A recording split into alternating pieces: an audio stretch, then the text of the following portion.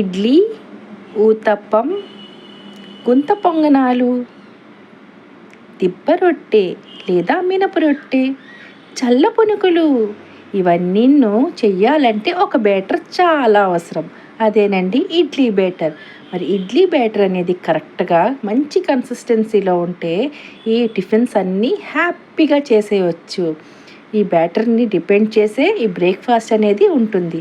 మరి ఎలా చేయాలో ప్రాసెస్లోకి వెళ్ళిపోదామా? ఇడ్లీ బ్యాటర్ని ముందుగుండా 1 గ్లాస్ మినప్పప్పుకి 2 గ్లాసులు ఇడ్లీ రవ్వని నానబెట్టుకున్నాను. అది కూడా 6 గంటల పాటు 6 అవర్స్ పాటు ఇలా నానబెట్టుకున్న తర్వాత 1కి 4 సార్లు పప్పుని మాత్రం బాగా వాష్ చేసుకోవాలి. అప్పుడే ఇడ్లీ కానీ మరి బ్రేక్ఫాస్ట్ చేసుకున్నా చక్కగా కుదురుతుంది.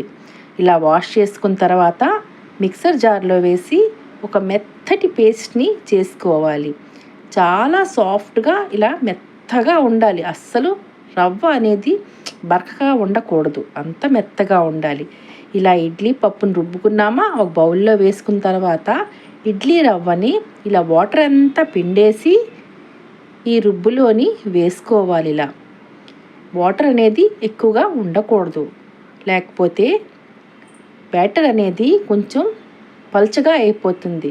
తర్వాత టేస్ట్కి సరిపోయినంత కొద్దిగా సాల్ట్ని వేసుకొని విస్కర్తోని బాగా కలపాలి. ఎంత బాగా కలిపితే అంత బాగా వస్తుంది బ్యాటర్. తర్వాత 6 గంటల పాటు మూత పెట్టుకొని ఫర్మెంటేషన్ కోసం పెట్టుకొని మీకు కావాల్సిన బ్రేక్ఫాస్ట్ చేసుకోవచ్చు. నా రెసిపీ నచ్చినట్లయితే లైక్ చేసి సబ్స్క్రైబ్ చేయండి.